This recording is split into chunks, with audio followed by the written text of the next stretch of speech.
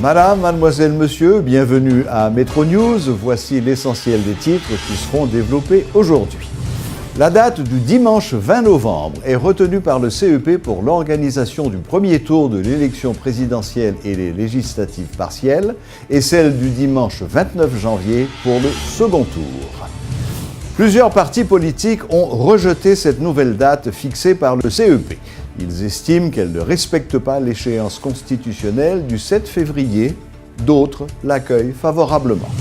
Le secrétaire général des Nations Unies est attendu en Haïti ce samedi. Ban Ki-moon doit se rendre dans les régions dévastées par l'ouragan Matthew. Les conseillers électoraux ont rencontré la presse ce vendredi. C'est officiel, la date du dimanche 20 novembre est retenue pour l'organisation du premier tour de l'élection présidentielle et les législatives partielles, et le 29 janvier 2017 pour le second tour. En conséquence, la date du 7 février ne pourra pas être respectée pour l'installation d'un nouveau président élu. Reportage, Luc Nergaro. Il n'y aura pas de nouveau président installé au Palais national le 7 février 2017, car les élections sont prévues, du moins le premier tour est prévu pour le 20 novembre et le second tour le 29 janvier 2017.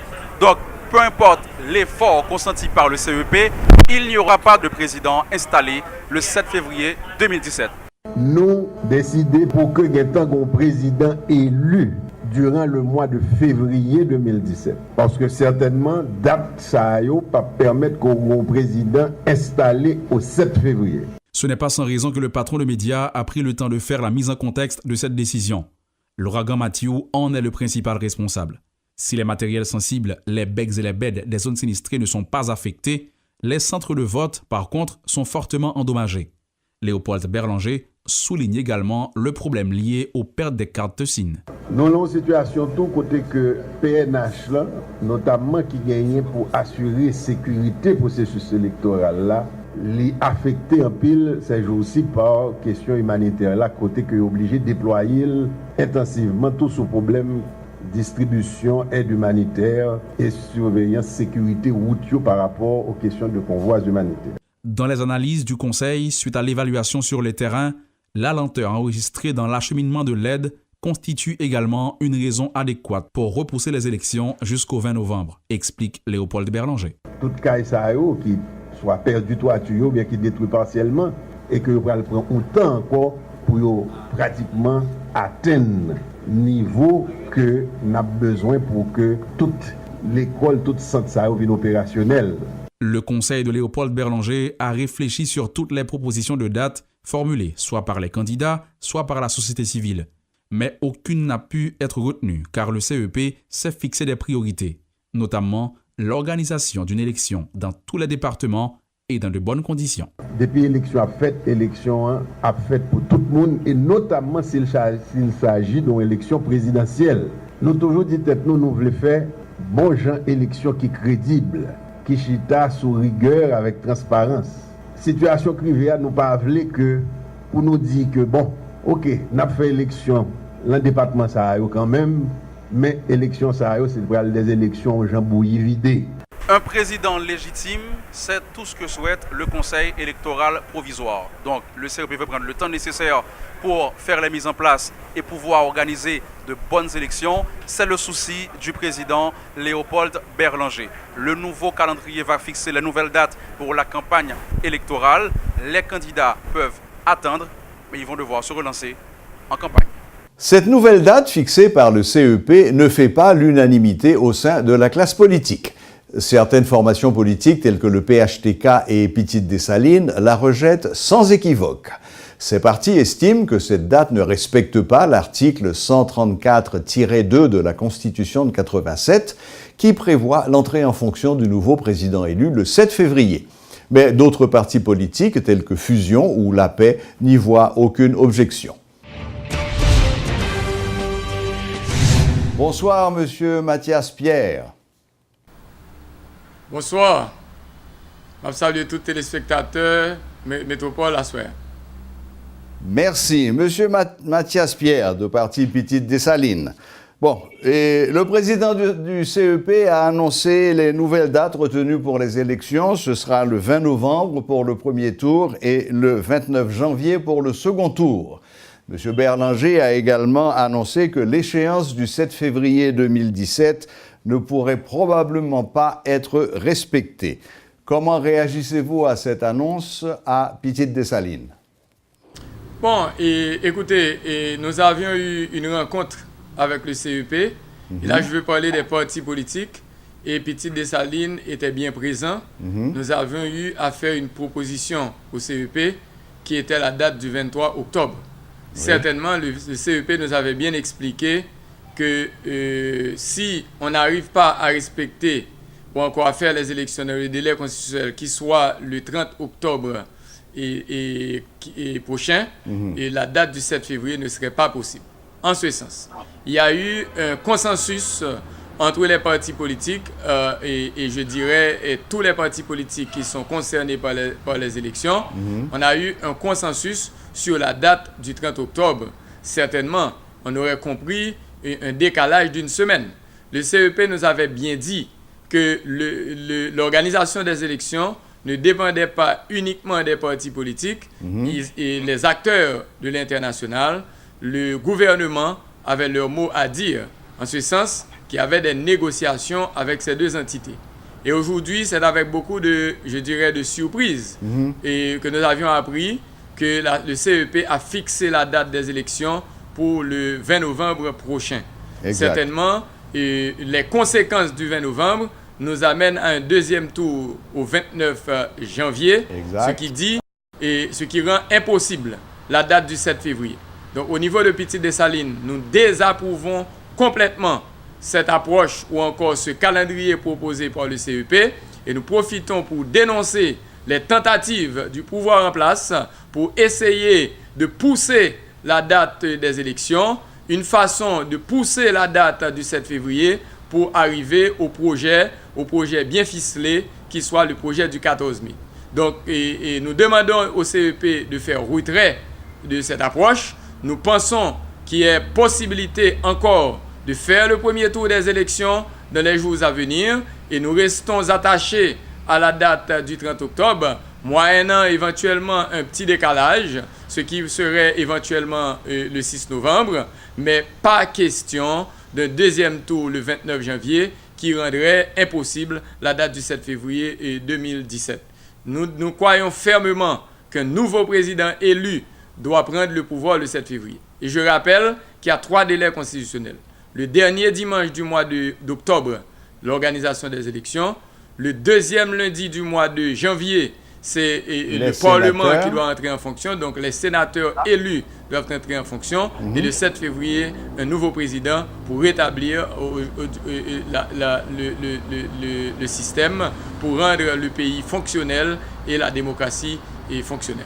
Ok, M. Pierre, rapidement une dernière question. Si le CEP confirme la date du 20 novembre en expliquant que matériellement ce n'est pas possible de faire les élections avant, quelle sera votre position? Bon, je crois que le CEP nous avait bien expliqué que le 30 octobre était possible. Je pense qu'il y a eu des pressions externes pour pousser à la date du 20 novembre, question de faire retarder la date du 29 janvier. Nous restons attachés aux élections et le candidat Moïse Jean-Charles sera aux élections et nous demandons au CEP de prendre toutes les dispositions pour que les élections soient organisées dans un délai et que la date du 7 février soit scrupuleusement respectée pour le retour, je dirais, à la démocratie ou encore le retour à un président légitimement élu. Certainement, il y a un désastre, il y a je dirais, un scandale humanitaire, il y a une occupation par les troupes dominicaines invitées par le président Privert. Nous dénonçons tout cela et nous pensons que la démarche pour pousser la date du 7 février rentre dans le cadre de toute la planification mise en place par le président Privert pour rester au pouvoir. Merci, M. Pierre. C'était la position du parti Petite-Dessalines. Merci, au revoir et à bientôt. Merci.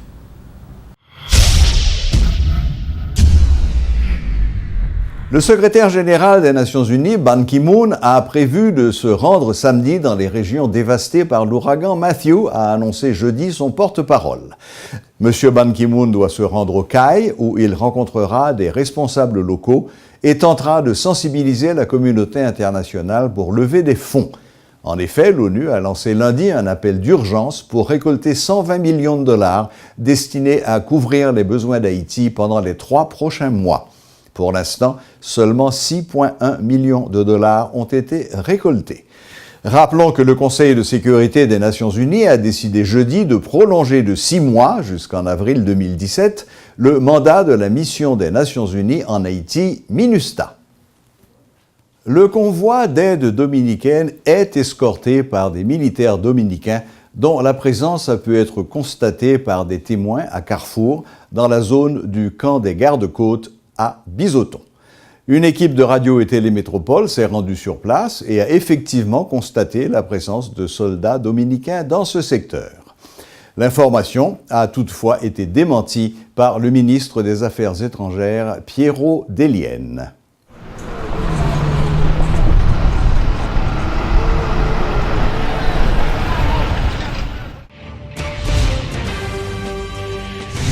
Le gouvernement canadien ajoutera 2 millions de dollars à l'aide qu'il avait déjà annoncée en faveur d'Haïti après le passage de l'ouragan Matthew. Avec cet ajout, les fonds consacrés par Ottawa pour aider Haïti dépasseront les 6 millions de dollars. La ministre canadienne du Développement international et de la francophonie, Marie-Claude Bibeau, a déclaré par voie de communiqué vendredi que cet argent sera consacré aux besoins immédiats en eau potable, à la reconstruction des abris et à la réhabilitation de l'agriculture et des moyens de subsistance. Ces initiatives humanitaires seront menées par 4 ONG canadiennes expérimentées qui œuvrent depuis plusieurs années en Haïti avec leurs partenaires locaux. Le directeur du Programme alimentaire mondial, PAM, en Haïti, a dénoncé jeudi les attaques qui ont visé des convois humanitaires et ralentissent l'arrivée de l'aide aux sinistrés de l'ouragan Matthew. Carlos Veloso a déploré que des gens qui essayent de profiter de l'effort humanitaire aient fait perdre au PAM d'importantes quantités d'aliments et que cela retarde l'effort pour secourir les sinistrés des zones les plus reculées. Depuis la semaine dernière, plus de 700 tonnes de vivres ont été transportées vers les départements du Sud et de la Grand'Anse par le PAM, parmi lesquels 192 tonnes ont déjà été distribuées à 23 000 personnes. Il faudra 45 millions de dollars pour assurer la réponse alimentaire d'urgence aux 750 000 personnes les plus menacées et 6 millions de dollars additionnels pour financer la logistique de cette aide, selon le directeur de l'institution. Il faut aussi penser à distribuer semences et outils pour profiter de la prochaine saison de plantation en novembre et récolter en février, a souligné Carlos Veloso du PAM dans une interview accordée à l'agence France-Presse. Passage de la 41e onde tropicale de la saison cyclonique dans le sud d'Haïti. Selon le Centre national de météorologie d'Haïti, il est probable que les conditions météorologiques du bassin caribéen ce vendredi soient perturbées par de l'air très humide et instable, jumelé à un creux de surface localisé dans la partie sud-ouest de la Jamaïque. Commémoration ce vendredi de la Journée internationale du refus de la misère par l'Office de la protection du citoyen et ATD Quart Monde. Le thème retenu cette année est de l'humiliation et l'exclusion à la participation. La protectrice du citoyen, Florence Elie, a fait remarquer que la journée est commémorée avant la date du 17 octobre afin qu'elle ne coïncide pas avec la commémoration de la mort de l'empereur Jean-Jacques Dessalines. Suivez tour à tour les explications de Florence Elie de l'Office de protection du citoyen et de Saint-Jean-Lérissin, représentant de ATD Quart Monde. Son activité qu'a faite à travers le monde. Ce n'est pas ici en Haïti seulement. Ça, c'est déjà un bon point. Deuxièmement, activité ça, yo fait chaque année, yo une commémoration parce que c'est une occasion pour nous sensibiliser, pour nous vulgariser problème yo, pour que nous connaissent que gen moun, gon paquet moun qui a souffri et qui refusé misère, qui refusé pauvreté extrême. Année ça, c'est une année un peu particulière parce que gen c'est sous clou. Gagner non seulement la misère tout le temps, mais qu'on y a nous un gros coup qui frappe une fois, c'est coup cyclone là. Donc raison de plus pour que nous disions non, nous refuser la misère. Mais nous-mêmes dans l'OPC, travail nous c'est pas faire projet. Travail nous c'est plutôt éduquer, former. Travail nous tout c'est porter doléance puisque c'est ça constitution en bonne fait, c'est ça loi OPC en bonne fait, c'est porter doléance yo bay acteurs qui yo même une responsabilité pour yo aider moun qui pauvre yo lutter contre la misère. Une fois pour toutes, gagner un thème qui est retenu pour nous capable commémorer journée ça vraiment qui c'est de l'humiliation et l'exclusion à la participation. Parce qu'en pile fois, moun pi pauvre yo gen tendance mettre yo sous côté, dire ou même ou pas intelligent, ou pas gen rien pour dire, chita qui te nous fait pour. Non.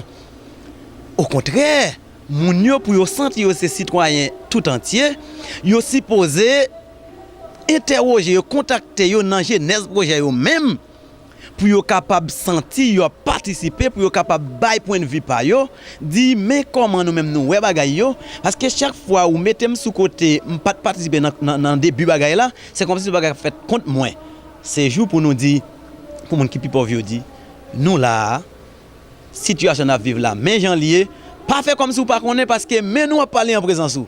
Pour terminer, voici un bref rappel des titres qui ont fait l'essentiel de l'actualité aujourd'hui. Le CEP fixe un nouveau calendrier pour les élections. Les partis politiques réagissent. Le secrétaire général des Nations Unies est attendu demain samedi en Haïti. Présence ou non de militaires dominicains en Haïti, certains l'ont constaté, le gouvernement dément. Le Canada accroît son aide à Haïti.